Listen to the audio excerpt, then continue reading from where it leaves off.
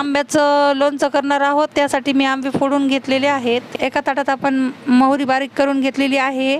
त्याच्यामध्ये मेथी, लवंग, मिरची पेस्ट, 1 चमचा हळद, बेडेकर लोणचे मसाल्याचं पॉकेट 50 ग्रॅमचं, अर्धा किलो मीठ, मोहरीची डाळ, 1 चमचा लाल तिखट. आता हे सगळं आपण मिक्स करून घेऊया.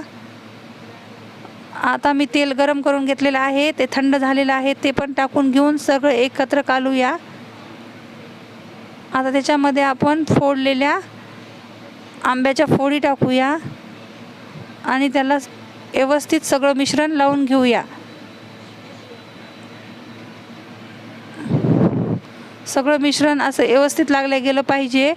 आता आपण ते एका भरणीमध्ये टाकून घेऊ. आता आपण त्याच्यामध्ये थंड झालेलं तेल पण टाकून घेऊ. आपलं लोणचं बनून तयार आहे.